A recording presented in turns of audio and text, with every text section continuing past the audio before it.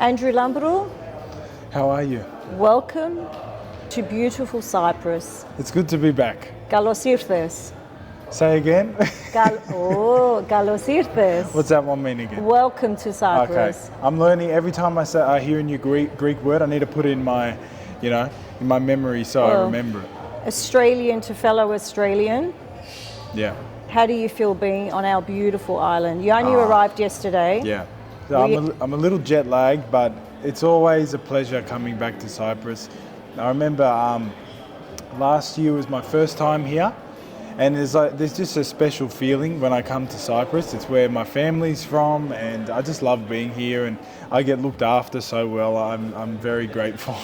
Now, not only is Australia proud of your representation at last year's Eurovision, you were phenomenal. Thank you. Everyone still talks about your notes and the range of your notes. Cyprus is also very proud, and Cyprus Diaspora is what we are and what the last 4 days in Cyprus are all about. How do you feel being part of our journey of diaspora? Yeah, it feels amazing. Like, there's just one thing I'm incredibly grateful for with my family and my grandparents. They brought so much culture back to Australia, and so this is all I've ever known. So when I come back to Cyprus, everything makes sense to me.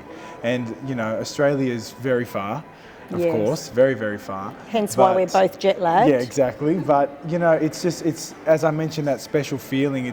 I've grown up with the culture in my house, and so to come back and to feel so connected to so many people, and it's also a very proud moment for me and for all people that are outside of Cyprus. Like, That's we're all very right. proud of where we come That's from. right. And speaking of culture, you and I shared something yesterday that was absolutely delicious just here at the magnificent Parkland Luxury Resort, about 5 meters from your left. We had sujuko Yeah. and pastelaki, which was delicious, wasn't it? And tell me a little bit about tomorrow. You will be performing, and we have also 2024's representation for Cyprus Eurovision at beautiful Celia, another Australian.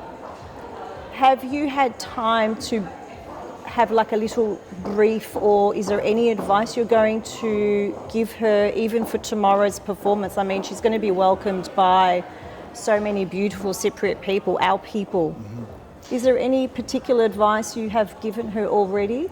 Yeah, well, the craziest thing is Celia lives 5 minutes away from me in Sydney. So first of all, that's Sydney, Cyprus. It's mind-blowing, right? Yeah. So I did get the chance to meet up with her. Great. And I gave her all the advice that I could, and whatever questions she has, I'm here to answer them. But I think the biggest thing that I learned from Eurovision is it can be so daunting. It really can. And when you're looking at it on the TV or on YouTube, you're watching performances, you think to yourself, oh my goodness, this is huge. Like, can I do this?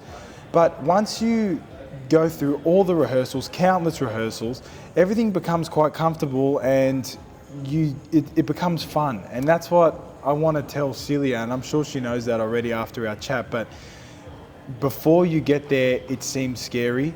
Once you get into the rhythm, you get to this zone where you know what you got to do. So she just has to go and smash it. Is it safe to say that a lot of the topics for the Cyprus Diaspora Forum, in particular one yesterday, was made by one of our fellow Australians, and that is mentorship. It's been a huge topic for this year's Cyprus Diaspora Forum, and it's been a successful topic. Would you say that you will already feel like you're already a little bit of a mentor for Celia? I mean, given how young she is, I do feel a little bit like that, and I'm someone that I enjoy giving advice. And Fantastic. The thing is, I'm coming from a place where I was literally in her position at 25 years old, and I was learning throughout the Eurovision process. And once you do it, that's when you can sit back and think of all the things that I've learned. So to give her that little heads up, because I had all these questions that she had, It doesn't matter about the age gap. I was wondering, can I do this? This is incredibly daunting. This is scary. I want to make Cyprus proud. I want to make myself proud. Well, you should both be proud. Yeah.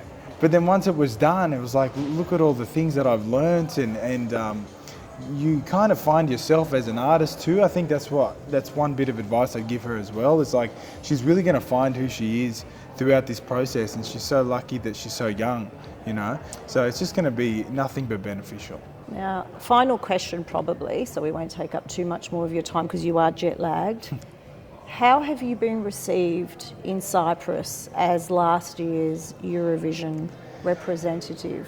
To be honest with you, it's been overwhelming. The amount of support is just incredible. Like That's fantastic. even now messaging online saying I'm coming back to Cyprus, the amount of messages that I've been getting. So you have a fan base already here. And they're just That's so great. dedicated. But I feel like regardless of music, I feel like that's how we are in general. Yes. I feel like we support and lift people up, and you know, we are proud of fellow Cypriots. So even though I live in Australia, Cyprus has always been there to support me. The second I got announced for Eurovision, it was nothing but support. And after that amazing experience, the support continues. So. Well, Cyprus runs in our blood, right? Yeah. And there's a Cypriot saying, "To ema και αυτά γενιές." So, you know, we're in our homeland. Yeah. Welcome. Good luck Thank at you. your performance tomorrow. Thank you. And hopefully we'll see you again at the Cyprus Diaspora Forum. You definitely will. It's a Marvelous. pleasure to be back. Thank you for your time. Thank you.